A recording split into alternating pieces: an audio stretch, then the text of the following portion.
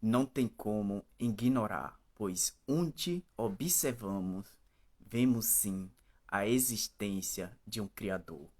Tudo foi feito por meio dele, em nome dele. Creia, pois a natureza revela Deus.